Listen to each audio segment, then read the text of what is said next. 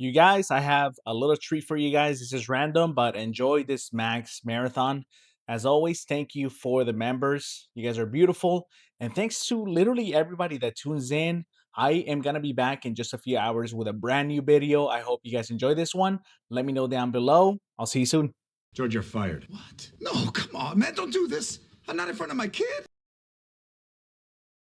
Hey guys, welcome back to the channel. All right, I'm about to show you guys yet another episode, a follow-up from what I told you guys a few days ago, that George does not play when it comes to Max. Now, if you guys remember the episode where Jason basically breaks up with Carmen because he is tutoring Max, George vows to never get Max braces to Carmen. He basically tells her that, hey, look, there are things that he doesn't get and he won't get because we paid for your school. One of those things are braces. Now, all of a sudden, we start off the episode with Max wearing braces and in pain. Hey, if you need the school calendar, it'll be under this fridge magnet. Whoa! And this is essentially what I'm telling you, that George goes to the bat for Max. You're just jealous because we fixed this problem and we can't fix your legs. They come with coleslaw and biscuits, chicken legs. But there are very few episodes where George actually takes care of Carmen. Hey guys, welcome back. So if you guys enjoyed this content, let me know down below. Tell me how your week is going. I really hope you guys are having a great day. Let's get on with the video. What's that smell? Now this episode starts off with what I said. Max's braces are hurting. When was the last time you brushed your teeth? A week ago? Now you can already tell that this is not just regular complaining. I can't brush my teeth because my braces hurt too much. Can't chew, I can't even sleep. He can't eat. He can't brush his teeth. He can't do anything. Now, the pattern that we often see is the moment Max needs something, George is able to literally bend over backwards to ensure that he gets it. Okay, well, we'll find a way to feed you. Carmen, chew your brother's food for him. Oh. Come on, you're the closest thing to a bird we have in this family. It's like George knows how to be a parent to Max. And there's a lot of people that think, well, of course he wants to be there for Max. Benny was never there for him when he was a little boy, and so he wants to repay that. He wants to fix that vicariously through Max so that Max has a great childhood. But what's interesting is that he only does this for Max for the most part. Go upstairs and rinse with mouthwash. I'll call Dr. Holland for another appointment. Man, I hate that dentist. I don't want to be talking backwards here because he does do things for Carmen, but when it comes to Max, it's like George is superhero. Now, George and Angie take Max to the dentist. Well, I can't find anything wrong. But they still hurt. Can't you just take them off? Now, Dr. Holland is not exactly warm or gentle. Like, the dude is hood. The dude knows what's what. He is not going to sugarcoat anything. The little girl is very brave. That's my son. I know. What a wuss. Now, George may tease Max, roast Max. That's all fine. But the moment someone else does it, George gets offended. My son says he's in pain. He's in pain. Lopez, if I loosen the braces anymore, he's going to swallow them. They're going to pass right through him, and believe me, he won't be faking that pain. And what's funny is that the dentist looks like someone that could legit hurt you before even grabbing any dental tools. But George is not backing down. Kids learn how to deal with pain by watching their parents. If one of you is the type of person who always overreacts to the slightest minor discomfort, you're going to pick up on that. Now, after basically having this debate with the dentist, George tells Dr. Holland that he is going to do whatever it takes to get him kicked out. Come on, let's go, Max. We'll find someone else to help you. Oh, I know the name of a good gynecologist. To get him fired, he's gonna get a different dental plan. I'm gonna get my bosses to change to a real dental plan. But just remember, I've known your bosses a long time, and the only thing they love more than saving money is firing workers who complain. You gotta remember, it's mainly just because Max told George that his brace is loose, but the dentist is telling him he's fine. That's all it takes for George to make it into a war. Now, someone like George should honestly respect the chain of command. I mean, the dude had been on the line forever and he became manager through respect, through hard work. So it's kind of interesting that he is willing to go the extra mile to find someone that's going to fix this. You see, Dr. Holland basically tells George he has no options. And so George takes one problem and makes it into a disaster. And he's willing to go the extra mile as well to win this argument. Go ahead, leave. I'm used to people walking out on me. My mom locked me in the closet for a day and a half just so she could go and party. Well, my neighbor touched me inappropriately in my no-nos. We are now in the factory where George tells Benny what is happening. Powers Brothers won't pay for a decent dental plan, but they'll hide $2,000 in the budget for going to strip club. Benny tells George that Lou was a genius. The only Powers brother who ever gave a damn about the workers was Lou. Jack and Mel said we didn't have the money, but Lou made it happen. Financial genius. But she does warn him that they had a fallout. Oh, the brothers had a huge falling out with Lou when he left. If they find out that you're going behind their backs, they'll fire you. George, of course, thinks this is the best case scenario. This is the best plan. Instead of literally having a conversation with Jack and Mel. Then they won't find out, and I'll get it done in secret. Because that's what I do. ¿Sabes qué? Get things done. Hello. At that point, you've been manager for a few years, dude. You've been at the company 20 plus years. There's no reason you can't have an honest conversation with your bosses. So George ends up tracking down Lou. Hey, Lou Powers? So you're Benny's little boy. I was a little nervous when you called. You're not here to tell me I'm your dad, are you? What? Is that possible? No. Now you might be asking who Lou is. Lou is apparently an estranged brother from Powers Brothers. Well, I'm having a little problem with my budget. Why should I help you? My son's having a problem with his braces, and I figure since you're a family guy, you know how important that is. Correction. I used to be a family guy. He is still tied to the business as a stockholder and co-owner. So he still has say in the company. Oh. We used to have the best dental plan in the business. I should walk right down there and make them put it back. But what you have to think about is that George realizes this because he's going behind Jack and Mel's backs to talk to Lou to find a way to help Max. I still have a controlling interest in it. Go down there together, you and me, right now, and we'll spank some sense into those weasels. Like, he understands there's resentment, there's history, and he's still willing to go down that route just to make sure Max is okay. In his mind, if Jack and Mel will not look at the dentist plan, which we don't know because he never asked them, he is going to find someone that will. Even if that means bringing their estranged brother back into the factory like a human grenade. Can't do that, Lou. No way, man. I can't have Jack and Mel know that I went behind their backs. Yeah, but you got me riding shotgun. After George realizes that he probably made a mistake talking to Lou, he tries to get him so drunk that Lou is going to forget. Oh, man, you were hammered. To keep up with Lou. I wanted to get him so drunk he'd forget what we talked about last night. Unfortunately for George, Lou is already a veteran when it comes to drinking, so he's good. Where are my weasels? Oh, God. Hey, George. And this is where it comes back to haunt him. Oh, here come my weasels slinking in here with their beady eyes and their tiny, weak forelimbs. So what are you doing here? I got your check this month. Now we get to see that Lou, Mel, and Jack are basically George and Benny, except they are rich. He asked me to meet him at Thirsty so he could tell me about the bad shape his kid's in.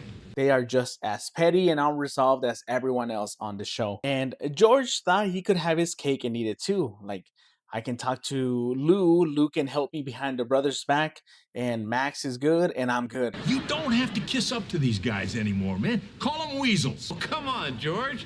Call us weasels. Fortunately, that's not the way things work. And once again, it's not that he's wrong. It's good that he's looking out for Max, but it's how much he's willing to do to make sure Max is good. And I get it, right? Your kid's in pain. You're gonna make sure they're good.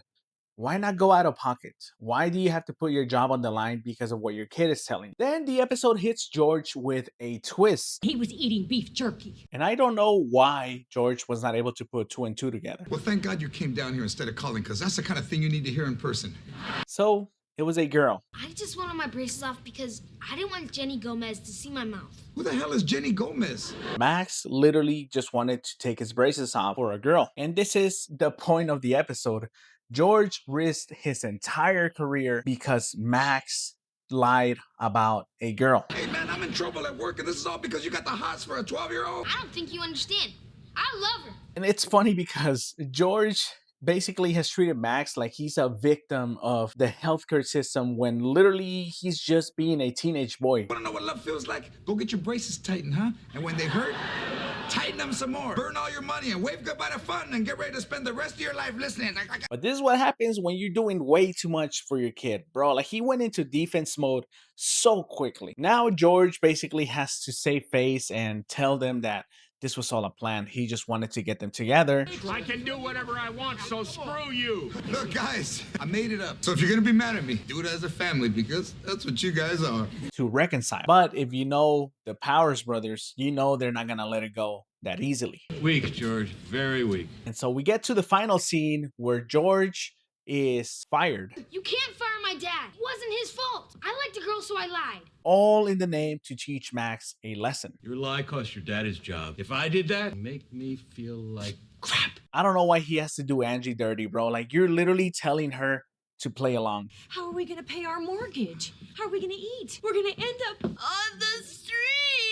Okay, pull it back there, drama club. But this is much more than just George being protective. This is Max literally manipulating George because he knows George is going to do whatever it takes to make sure he's okay. Like, you're literally lying to your dad, making him do all of this hassle just because you want to look good for a girl. Okay, Max, relax, all right? Calm down. Not really getting fired. So at the end of the day, I mean, George still gets punished because that was a huge betrayal. Because he's working weekends for the next 5 months. He's on the night shift. But this episode is not just about braces. It's literally showing you how far George is willing to go for Max. And he literally takes a normal parenting problem into like a workplace scandal. George may not always do the right thing, but when it comes to Max, he's going to do something. And even if that thing is wrong, you know for a fact that he is going to go all out for him. Okay, guys, thank you all so much for tuning in. If there is an episode you guys want me to cover specifically, drop it down below. I have taken suggestions. I promise you they are coming. As always, I hope you have a great day. I will see you on the next one. Goodbye. Get in the chair. Get in the chair. When did you meet Desmond Tutu? That is my wife. Go ahead and say it. I'm a horrible father. My son was developing kidney disease, and I just told him to suck it up and be a man. Hey guys, welcome back to the channel. Before you do anything today, I want you to drop a comment and tell me how you're doing. Honestly, I hope the week's been good. Today's Friday. Man, what a week. We are back again though with another one of the episodes that you guys wanted me to cover. The kidney stays in the picture. As always, thank you guys so much for the support, and especially thank you to the members. You guys are beautiful. Somebody gave me a good idea about doing the members and making George say, member, you member. That's honestly what I'm going to work on here so that anytime you guys join any of the lives, you guys can hear George say that. Now, this episode is a lot more serious than we think because it starts off with something embarrassing. Oh, man, you peed the bed? Oh, dude, this is nasty. It becomes something that is completely harmful. And I found that the tubes leading from Max's kidneys are too narrow. So his urine's backing up. That's what caused the UTI. That's why he's wetting the bed. Now, Max is wetting the bed. Because this is a sitcom, George does not approach it in a manner that he should. He basically just treats Max like he's being childish, and basically he needs to toughen up. Unfortunately, this is where George almost screws Max over. Max is not being lazy. He's not being immature. He's not going through some phase that George can just roast him to get out of it. His body's literally trying to tell him something. And George is treating it like embarrassment is one of those disciplines that's gonna work. What makes this worse is that George is basically gambling on Max's health and he doesn't even realize it. Now, to start off the episode, Max is now getting ready for school. Are you wearing cologne? Yeah, I got it from under your sink. Dude, that's the crap Carmen gave me for Christmas. George is able to tell almost immediately. I use that to kill ants around the grill. Max tells him that him and Christy are actually boyfriend and girlfriend. There are only two reasons why a boy wants to smell good. It's a girl or he likes a boy. You don't have the abs to get a boy, so what's her name? Christy Chapman. George obviously gives him some of the worst advice possible. Whoa, whoa, whoa, whoa. You're not gonna get your girl walking like that. I'll see you guys later. And to make it worse, he's got Ernie helping him out. Sup? There you go, player. There you go. But where's your other eye? Where's the other eye? No. Not Ernie. You can do better than him. Now, what makes this kind of difficult is that Max is clearly stressed out over the situation because this is something that we come to find out. We come to the next scene where Angie now sees Max sitting outside with Christy. Max's girlfriend is still here? Yeah, I'm keeping my eye on them. I think they might try to kiss. And Angie does not trust Christy. Surprisingly, someone that is always trolling Max is actually in Max's corner. Mom, no, don't smother him. Kids can only grow up if they have freedom. The best parenting is really just to let them do what they want. It's like Carmen understands what's in store for Max. Now we get to see Max is actually growing up a lot more. Oh boy, look at that. He's a Lopez. Going back for second. Time for dinner! But not just because he is dating someone, it's because of this. Christy's gotta go. I love you. I love you too. Of course, George and Angie have something to say about that. Max, I interrupted you because you were moving way too fast. You're too young to be saying I love you. But Max, you never ever say I love you to a girl. Now, this is where the core of the issue begins. I'm schooling him. Okay, he's my son, and I just want him to do better with girls than I did in high school. If he dates one more girl, he'll double your total.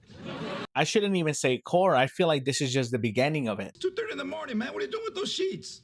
I'm doing laundry. Do you need to talk, Max? Because I could wake up your mom. So Max begins to pee the bed and George ends up catching him. Oh, man, you peed the bed? Oh, dude, this is nasty. Instead of George sitting down with Max and trying to understand what's going on, Max feels like he's being attacked. I'm sorry, Dad. Max, you're too old to be doing this. Grandma said you peed the bed when you were a kid. Once or twice. She said you did it all the time. Damn. So much to the point that Max literally tells George he'll figure it out himself. Why did you wet the bed? I was going through a lot of stuff. Maybe I've that too. Come on, man. What do you have to be worried about? Christy, she's had a lot of other boyfriends. So George does kind of feel bad for this, I believe, because he ends up telling him what he used to do when he was little. Look, it doesn't matter what it is. Okay, you're 14. It's time to stop. Suck it up and be a man. Thanks a lot. I'll figure it out myself. I stopped drinking anything 3 hours before I went to bed. Unfortunately, this doesn't stop You, bud. Oh, Vic. Eh? Vic, come on, man. Look, it's late. because Max pees the bed once again. What are you doing with your sheets? Carmen came into my room and peed in my bed. And we get to kind of realize what's really happening I swear, I didn't drink any water. I did what you said, and it still happened. once Vic kind of makes a call out. You know, if Max has wet the bed repeatedly, there is the possibility that this is a physical problem. You see, Vic calls it out that he might be sexually active. Bedwetting, fever, maybe cramps. It sounds like he could have a urinary tract infection. I thought only girls got those. A boy can get them if he has been sexually active. Honestly, this is one of the situations where Angie feels like she is right to have thought what she felt about Christy. Did that little tramp steal your virginity? We don't even know the kid, but they're treating her like she is dirty or something. George actually says it. I knew that girl was unclean the minute I saw her, Angie. The way she walked, the way she looked at him, filthy. Now, it's because of Vic's call out that they finally decide to take Max to the doctor. Mr. and Mrs. Lopez, can I speak to you? And the doctor scene completely flips everything on its head. Max will be out in a minute, but I wanted to tell you that he does have a urinary tract infection. See, the doctor reveals that Max wetting the bed is not just some embarrassing accident. Max didn't get this from sexual activity. How do you know? We talked about it. The most he's ever gotten is upstairs outsides. It's actually something that is connected to a real kidney issue. And I found that the tubes leading from Max's kidneys are too narrow. So his urine's backing up. That's what caused the UTI. That's why he's wetting the bed. So now we find out that Max needs surgery, otherwise he might need a transplant. How serious is that? Well, your son would have developed kidney disease and eventually would have needed a transplant. This is where George's tough love parenting looks absolutely terrible. He's only wet the bed a few times. Well, according to Max, he's been wetting the bed for months. He said he tried to tell you. Now, it's ironic that this happens, in all honesty, because in real life, George needed a kidney transplant. And I think it's peculiar that they actually added this to the real show.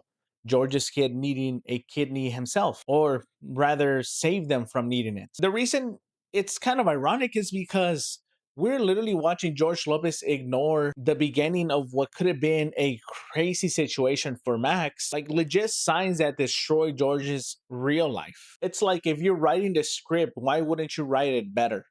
Why wouldn't you write it more empathetic? But then again, this is one of the more dramatic episodes. Because a lot of the comedy, you almost forget that it's a comedy show. George feels absolutely terrible. Go ahead and say it. I'm a horrible father. You're not a horrible father. My son was developing kidney disease, and I just told him to suck it up and be a man. So watching fictional George dismiss Max's problem is honestly wild. It's like the show is literally showing you how men are supposed to just ignore stuff and be tough, or families ignore symptoms because we don't got time for that. No, like if you feel something, absolutely say something. Go get checked out. I mean, my dad died of kidney disease. Max has my bad genes. He's got both our genes. Well, look, if he unexpectedly dies of soft hair and long eyelashes, then it'll be your fault. But to make it even crazier, this is in hindsight an even worse deal because George would have given Manny a kidney. Now imagine if Max had needed a kidney, George already gave up one of his. Now, to be clear, Max did not need the surgery, right? They stopped the issue from getting worse. But when you look at hindsight, George was willing to do this for Manny. Imagine if he had also ignored the same issues. Now Max needs a kidney and George is stuck. Like literally, Angie tells George this when he's going to give a kidney to Manny.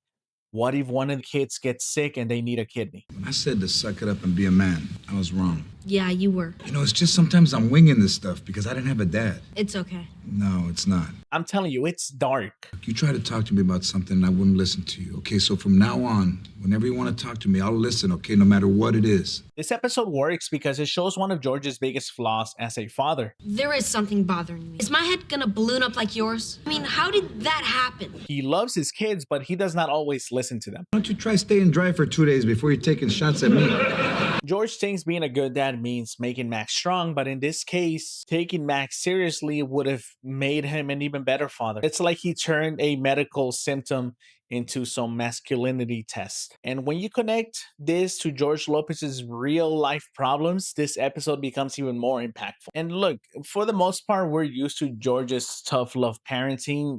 It can be a little bit funny based on how he was raised as well. He would have told you himself, but he didn't want you to worry. Dad, what are you doing? Trust me. She says she's gonna make me brownies. Hello. The show is a comedy at the end of the day, but it does show you how dangerous it gets when he doesn't listen. Okay, guys, if you enjoyed this video, do me a favor and hit the like. Do not forget to subscribe.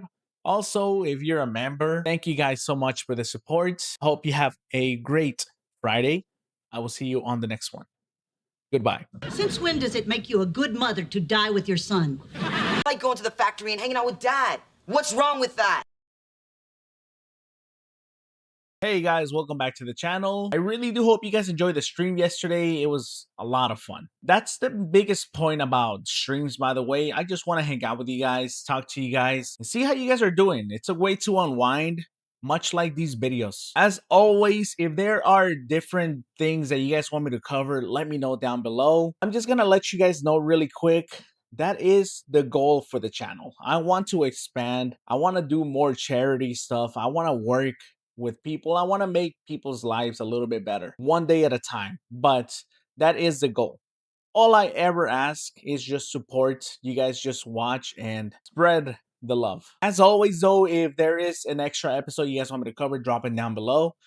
I'm here all week. Special thanks to the members. You guys are beautiful. Let's get into the episode today. And this one is kind of sad, if I can be honest. Fine, just go online and find out what time the movie's playing. Orale, Bill Gates! Now, this is one of those late series episodes that just kind of hits way harder when you look back on it. What the hell are you doing to my computer? I'm putting in a better graphics card so I can play my new video game. You're supposed to be doing your homework. It was too hard. And on the surface, it looks like yet another just Max episode, but it's a lot deeper than that. Because this episode literally has George trying to protect Max from what is going to happen to him. I've almost got it. Oh, crap. I guess that goes in the broken pile. George is a lot earlier than he should be because he's warning Max not to put his whole future on the line when it comes to the factory, only for the factory to all of a sudden be taken away from him. Now, to start off the episode, we have Max basically break the family computer. You know what's on this computer? All my business files, our family photos, and a journal of my private thoughts. What have you done, Max? Now your mom has to tell me her private thoughts. Thanks a lot. And it's not because he's being evil or bad or anything. It's just Max. I'm not entirely sure how to explain that, but if you guys have watched the show, You guys know what I'm talking about. Of course, this is exactly what bothers George because he realizes that it's Max just being careless almost. He doesn't understand consequences, and this is also not something that a grown-up kid like him should be doing. This is more a little kid issue. We needed a new one anyway. This thing's like 100 years old. It's 2 years old and it costs $1,000. You know how long it takes me to earn that? All right, sorry. Can't you just put a new one on a credit card? And so George decides to make a point of it by basically making Max work for it. He's gonna learn how hard it is to make $1,000. You're out of school next week? You're gonna come and work at the factory with me. That's my vacation. George, he's too young to be working down at the factory. Some of the guys down there are pretty rough. It's not going to be an apology. There's not going to be some lecture, of course, thanks to Benny. So what's your bad parenting move this time? Give him a crayon, let him draw a picture of how he's feeling? No. But he is going to actually learn the value of money. One stabbing, and that was over a woman. It could happen at Wall Street, maybe not with a sharpened screwdriver, but... Can I see you in my office for a second? Yeah, what's going on? So then, of course, we have Max end up at the factory with George. All right, he's been working harder than everybody all week. I think you can ease up on him. Look, Max is gonna keep busting his butt until he admits that earning $1,000 is harder than he thought. And right away, you can tell Max is actually having a great time. Me and the guys just finished loading the struts. Yeah, well, it's pretty hard work, huh?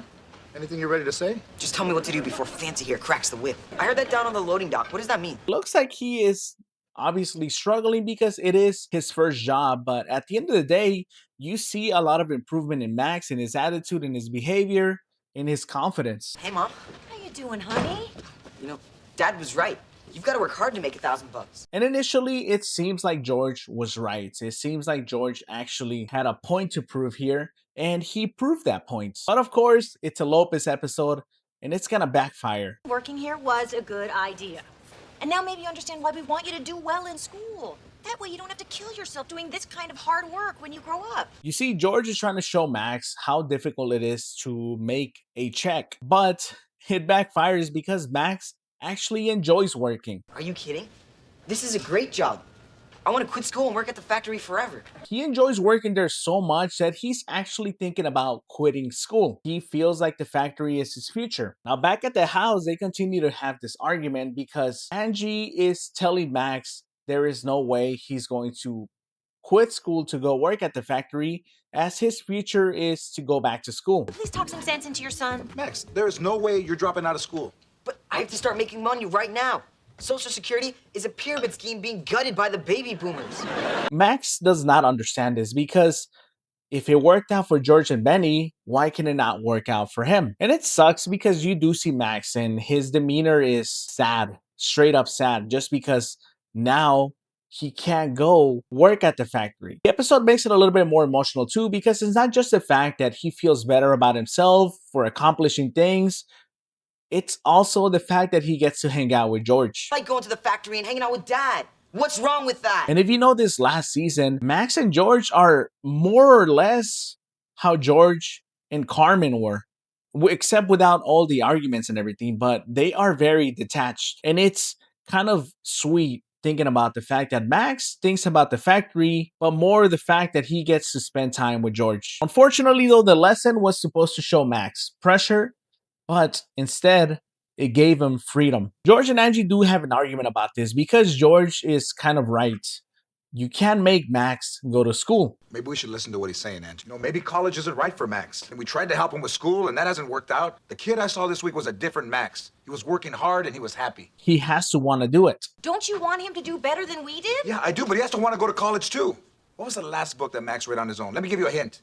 He didn't read it on a train, and he didn't read it on a plane. But it does not work out for him because at the end of the day, I feel like Angie would just stand on business and make sure that that does not happen. Hey, George, it's Friday. Who are you going to pick as Employee of the Week? Hey, I nominate Max. Hey, I've been working at the factory for 20 years, and I've never been Employee of the Week. Now, unfortunately, George just end up undermining Angie because he literally promotes Max to Employee of the Week. Make you Employee of the Week because everybody's going to think I'm doing it just because you're my best friend. But he's your son. I know, I'm so proud. And yes, I understand Max is doing great, but you have to realize the fact that if he saw George and Angie arguing about his future, and you're literally just saying, yes, you can stay at the factory, you're kind of making Angie look bad. So you're okay with me working at the factory?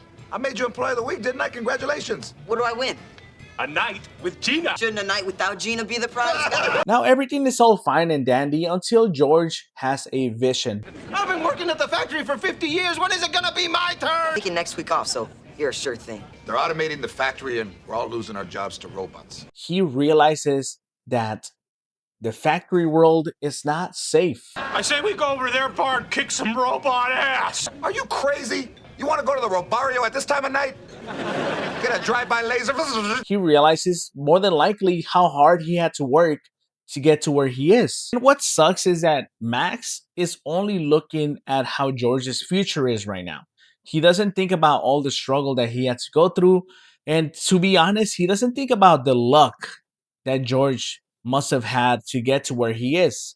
I mean, how many factory workers and how many actually get to make it? What am I gonna do, Dad? I've been at the factory for 30 years. I don't know anything else. I'm sorry, Max, but all the unskilled labor's going to Martians. Damn illegal aliens. And in this specific vision, Max is older, the factory world has changed, and job security is not really all there anymore. But most importantly, Max blames George for pushing them to do this. If you're looking for work, I could use a pool boy. Sure, why not?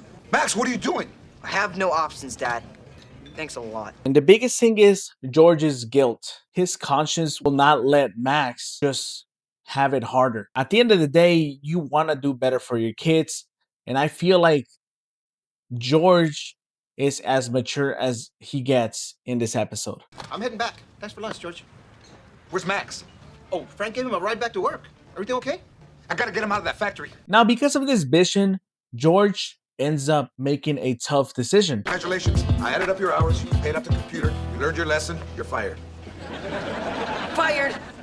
You made me Employee of the Week. That's just a title to keep people happy. Max is, of course, displeased with this, but does tell George one thing. Your mom was right, Max. You need to have options. Fine. But the day I graduate high school, I'm coming back. And you can't stop me. And now you might be thinking, okay, well, we'll cross that bridge when we get there. But George decides to actually explain to Max why he's firing him. You know how there's always rumors that the factory's closing? What would you do if that really happened? Folks, I don't know how to do anything else. Well, I never heard those rumors. If I lose this job, I'm screwed. Who's losing their job? Well, maybe all of us if the rumors are true. And I'm going to be honest with you guys. I've watched this show so many times. This episode just kind of bums you out because you get to see all these characters that you care about freak out because they have no experience. They have nothing left to do. She wouldn't be panicked about losing her job. We're losing our jobs. Factory's closing! Grab all the hand tools! Everybody, go back to work. Why did everyone get so scared? See how freaked out they got?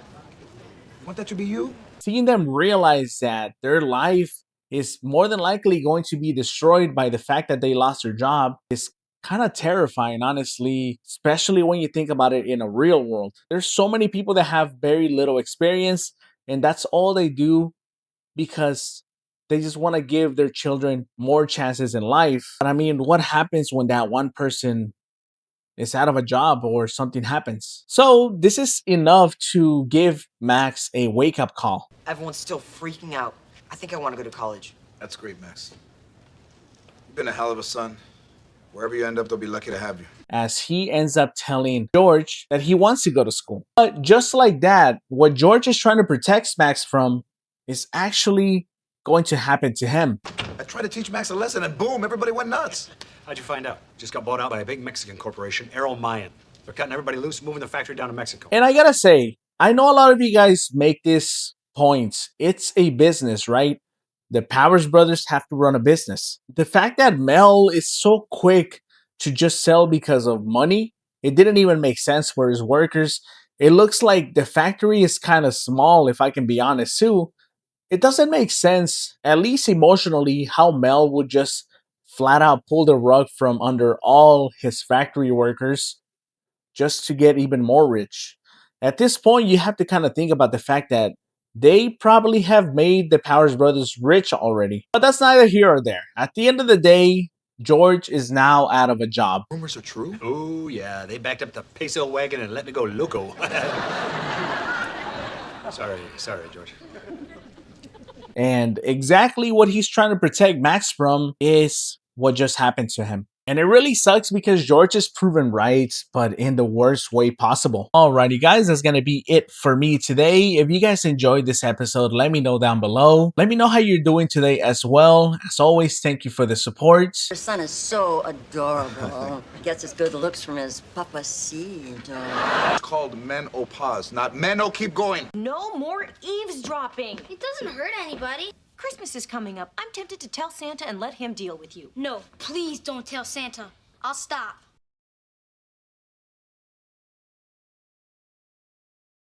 Hey guys, welcome back to the channel. All right, let's hope that this one goes well. As always, thank you guys so much for the support. Thank you guys for sticking around. I uploaded a video of me doing the spicy noodle challenge. It's right up here. Just go ahead and watch it. Help a brother out, man. Help a brother out. I don't mind being the George Schuber for you guys, but help a brother out. Without further ado, let's get into it. This episode is honestly such a perfect example of the double standard on the George Lopez show. I wanted to give you these. You know what's really amazing? Got you the same scotch. See, when it comes to Max, George is willing to do so much to protect his innocence. But then you look at how he treats Carmen in this episode, and it's like, even though Carmen is being a little too extra with the PDA, you see how he's willing to destroy that for Carmen and maintain a lie for Max to keep him innocent. I'm glad we're back together. I better go. Why? I just got an email from you and I'm dying to read it. But the other thing in this episode that I noticed is just how spoiled Max is. Finally, I used to look up to that guy. Max! Oh, I can't believe you! That was a private conversation! Like, little dude legit needs an attitude check. The episode starts with an issue that we already see throughout the season, and that's Max being nosy. That wasn't a conversation. Ooh, Jason. Ooh, Carmen. Let's both gag on the count of 3. 1, 2, 3. Carmen rightfully calls him out because this dude continues to always invade her privacy. I'm not supposed to tell you this, but you're adopted. And when you turn 16, your head will explode just like your real mom's did. It's usually Angie that has to check him, honestly, because Max immediately breaks when Angie threatens him. I was listening on my phone call with Jason. Max. But Max doesn't take Angie serious because the moment George calls over to talk about Christmas presents, Max is on the phone. But right now, no more video games for the rest of the week. I wanted to talk to you before you went out to get the rest of Max's presents. Go to the other room. I need to talk to your father in private. This is where Max hears that the presents are coming from George, not Santa. Went on my lunch break. I got Max everything on his list to send. And for him, this is where the magic starts to fade away. Have you been naughty or nice? Save it, you big fake. So when we get to Carmen's job, Max decides to ignore what Angie told him about no video games. What are you doing? I'm playing the video game. Let me tell Santa you were disobeying now. Why don't you tell Santa right now? He's sitting right next to you. And Max calls her out. And George sees this as a crisis, and it's not because Max is in danger or he did something terrible. It's because he might stop believing. I heard you on the phone with Mom. And no one likes to say this in public, but Santa is white. George just doesn't want Max to lose that childlike wonder. Come on, look. If a Mexican was driving around with a bag full of presents, he'd get pulled over every 2 seconds. I feel like he's not trying to save Christmas for Max either. He's just trying to rewrite what he wished Christmas would have been to him. It's time we tell him the truth. Santa found out you were listening in on phone calls and he put you on the naughty list, so we had to buy your gifts. And once again, Max decides to call out Angie. Have I ever lied to you? Shots don't hurt.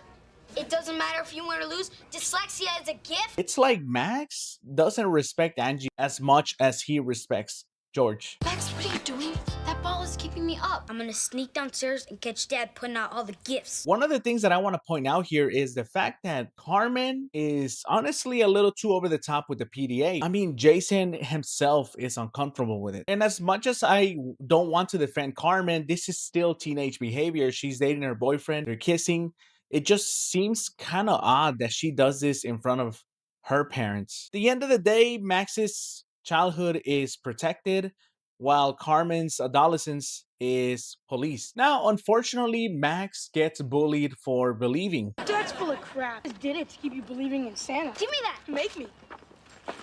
See, unfortunately, Max gets beat up by some kid because he believes in Santa And Angie's instinct is to tell him the truth. What happened? Kenny Tolentino said you tricked me about Santa Claus. He says he's gonna beat me up every day after soccer until I admit there's no Santa. Maybe it's time. No. Honestly, it's probably for the best. At some point, protecting your child's innocence can literally leave him unprepared. Look, Max, you don't listen to that kid, okay? He doesn't know what he's talking about. But George is more emotional about it for a change. He does not want to let go. No, Angie, I don't want him to get beat up every day. But I'm not gonna let some bully ruin Santa Claus for my son. Now, this is where George decides to take it to the next level and come up with an elaborate plan for catching Santa. Did you see him, Max? See Santa Claus? No, he was here? And the seat of his pants, but he broke out of my grip. All in hopes that Max believes Santa is real. He's like one of those big guys that can move, like Jack Black. Really had him? This is all that I got. And what's sweet about this is that Carmen is in on the plan too. What if it's not Dad, huh? I mean, what if it really is Santa? No, he is pretty sneaky. You might not be able to hear him.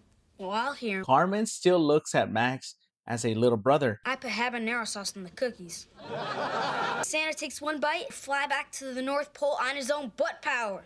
I'm not sure where the rivalry gets nasty though, because Max doesn't see Carmen that way. Max is happy when Carmen runs away. Max is happy when Carmen doesn't get her way. Max is okay with making fun of Carmen, but Carmen still looks at Max as though that is just her little brother. So now that George allegedly caught Santa, this is not enough for him. He wants to prove that Santa is real, specifically when Max ends up getting picked on even harder. Santa isn't real. I guess you're just gonna have to learn the hard way. I'm real!